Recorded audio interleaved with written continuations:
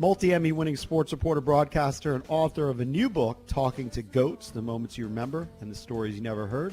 It's the great Jim Gray. Thanks for joining us, Jim. Hey, great to be with you guys. Good morning. Yeah, Jim, I hear your interviews all the time with Tom Brady on Westwood One. What do you like about Tom? He opens up to you. Well, first of all, he's just a tremendous football player and a great competitor. Right. And, he's the most accomplished NFL quarterback in history with 6 Super Bowl championships. So, it's really great just to have him on to be able to hear what he has to say about his games and what's going on around the league and get his perspective. It's pretty rare. We don't have that really going on otherwise in any other sport, really, where somebody makes themselves as accessible to the public in that fashion on a weekly basis and just can be asked questions and comes back at halftime and analyzes the game. So it's been a privilege for me and an honor. Does he ever seem guarded to you? Say it again? Does he ever seem guarded to your questions? Or is he pretty open on everything? He's lived with Bill Belichick for 20 years. So, it's been ingrained in his head how to answer questions and how to, keep things in perspective that don't spill over and make statements that could be misinterpreted or taken out of context in such fashion. But I found Tom to be very honest, open, and forthright. He's basically answered everything that's going on. And when you need to press him, I go ahead and press him. And Tom Brady wrote the foreword to the book, Talking to Goats. Was that kind of weird to ask him that, or was it, you've interviewed him a bunch of times over the years, it was pretty simple to ask him for that favor? Very simple. Didn't find it weird at all. He, if somebody could speak to what it is that I have done over the course of time, who was still being involved and living it, and have that perspective, it would be Tom, since we've done that radio show for over a decade, hundreds of shows and interviews. The book, Talking to Goats, do you talk about kind of the derivation? Because we're all 50 years old on this show. I don't remember when goat became a popular term. It seems like in kind of the last 10 to 15 years. When did you first kind of get familiar with that term? Well, the first interview I ever did was with Muhammad Ali, and I was 18 years old, and that was back in 1978. So he would always refer to himself and others around him as the GOAT, greatest of all time. And Ali would say that, and then he came out with a book many years ago, a big Taschen heavy book, about 80 pounds, this book, 75 pounds, of all the photos of him, and it's called GOAT, and they were all taken by the great Howard Bigham, who was his best friend and personal photographer. Fabulous book, but Ali changed it later on in life. He would say, "I'm the greatest of all times." He would add the S to it. So he came up with it, and then LL Cool J made a rap song out of it probably 20-plus years ago, right around that, and it got into the mainstream once again as Ali was less and less visible in the public. So, Jim, since you mentioned boxing, a lot of people know you for your coverage over the years, and you have so many great experiences. But let's go back to Tyson Holyfield, the ear-biting. What was that like for you, covering it, seeing it, interviewing Tyson throughout his career? What was it all like? Well, none of us had ever seen anything like that, and nothing like that really has occurred since. So you knew when it happened. Particularly when he took a chunk off, and then the second time when Mills Lane stopped the fight, you knew you were seeing something that had never been seen before, and it was highly unlikely to be duplicated. So right then and there, I felt, just from my perspective, is I can't screw this one up. I got to get this one right for the people that I work for, people that I'm working with, and for the audience, and those folks have just paid whatever they've paid, $60. I think at the time. And so when I was doing the interview, Mike came out and did the interview. And I have a tremendous amount of respect for Mike Tyson and admiration, because he doesn't hide behind a press release. He doesn't hide behind some PR statement 5 days later. He always came out and took his medicine, even when it was a despicable and heinous act. He was there to answer the questions, and he answered for himself. He didn't have others do it.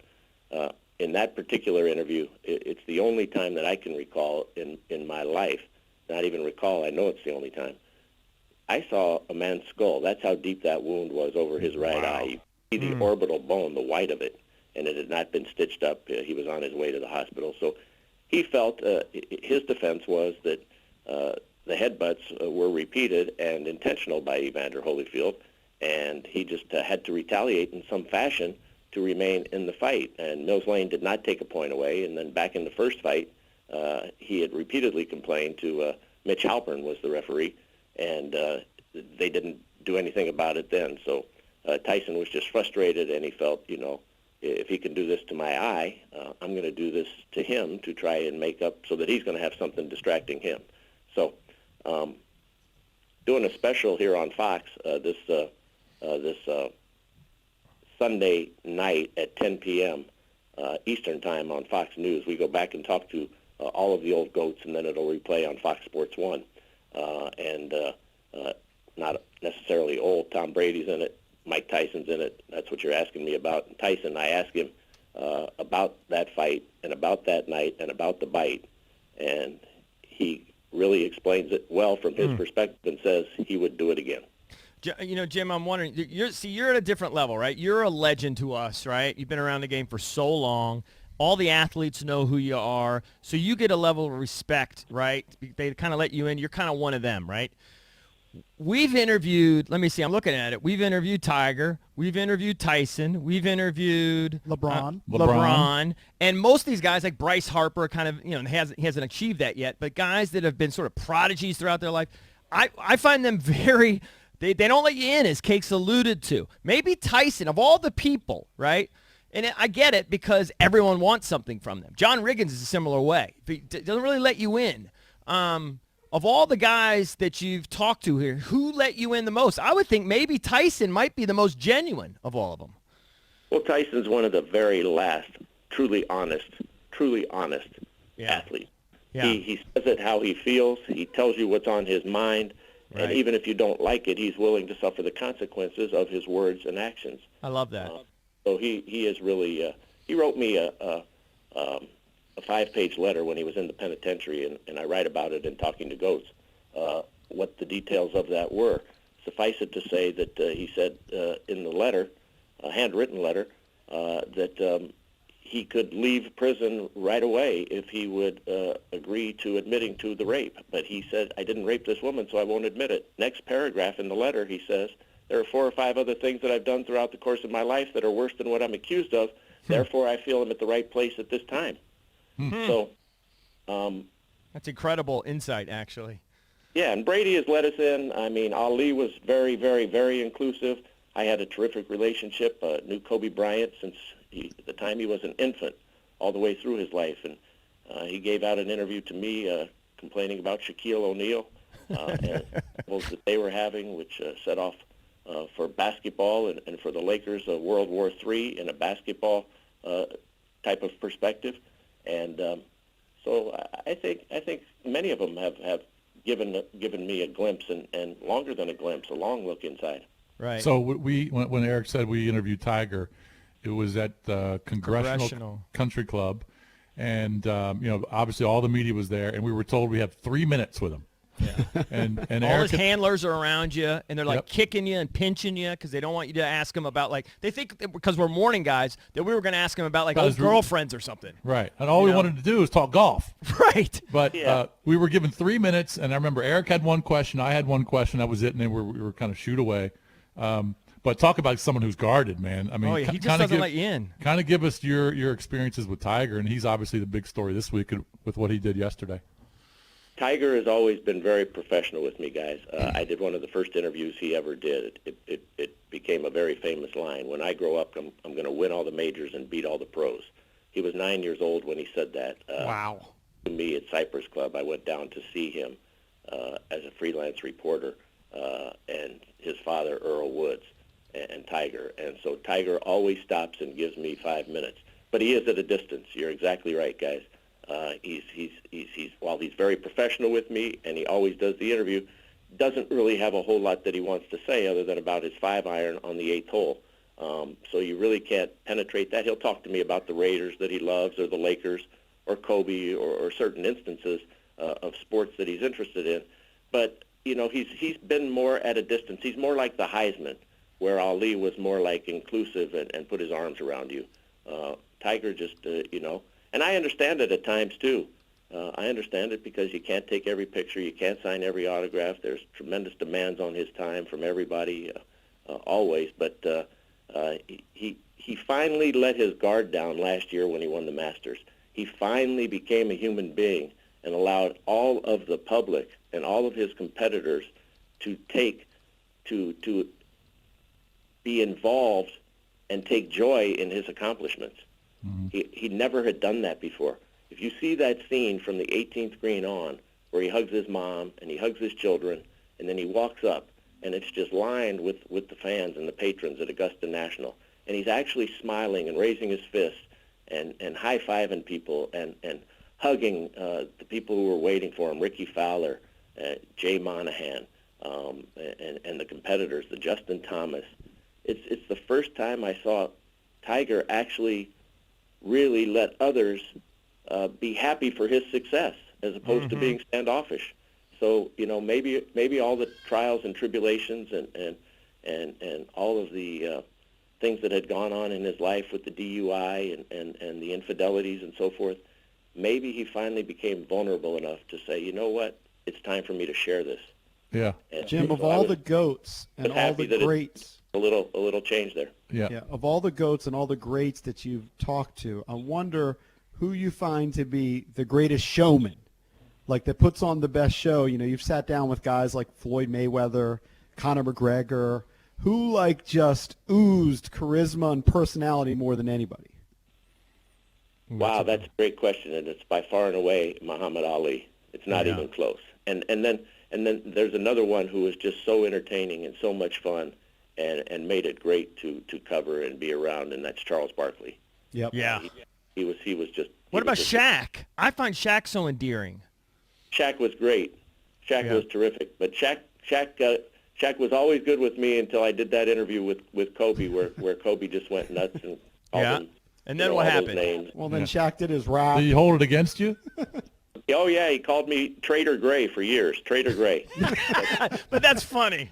Come on. But you know what? We have a great relationship now, and, I gave him a heads up on that interview, and he was just upset with what Kobe said.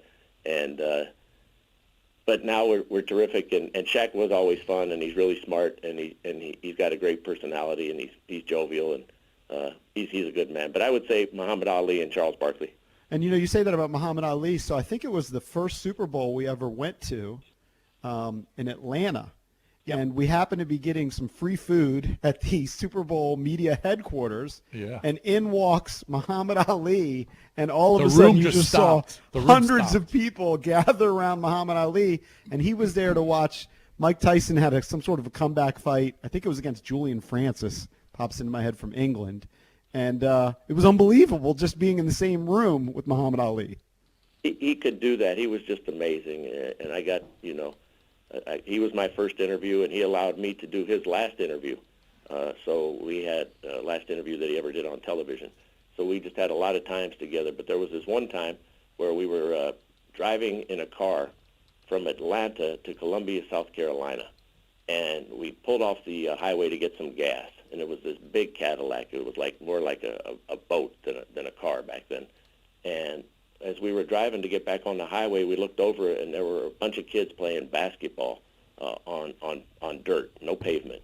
And so he said, let's ride down here. So we rode down there, and the actual basket was a peach basket nailed to a tree. And there was about 15 kids, and they were all African American, and they were playing shirts and skins. Ali got out of the car. He said, watch this. Gets out of the car, and the ball just kind of rolled over to Ali a minute or two later. The kids didn't even notice at first. Ball rolls over. He picks it up. One of them comes over to get it, and it was like they had just seen E.T. He touched him on his shoulder, and he said, Ali. It's Ali. The kids went crazy. We started with 15 people, make a long story real short, in a wooded area somewhere near the border of Georgia and South Carolina. By the time we left, after he played basketball with them, did magic tricks, talked to him, pat him all on the head, there were hundreds of people who had come out of the hills. it was like a rumble of the Messiah had come. How these people could have even communicated back at that date, long before cell phones, no beepers, and it was just unbelievable the magnetism that this guy had and how the word would spread. When we left, people were literally on the hood of the car. It was like a scene from Leaving Saigon. Was somebody going to get hurt here? But it was amazing. That was what Muhammad Ali was. I don't know who else can do that. Perhaps Michael Jordan. He has that. He does have that. People gravitate toward that. Had a similar circumstance with him outside of Barcelona. But it's a very, very few, rare person who could have that just on the spur of the moment. I mean, you might get that for the Pope or for one of these presidents, but everybody knows when they're coming. Nobody had any idea that Ali was going to be here, and nobody had the ability to communicate. Yeah, it's amazing. Well, those are some of the stories you're going to hear in Talking to Goats, which is Jim Gray's latest book, The Moments You Remember and the Stories You Never Heard.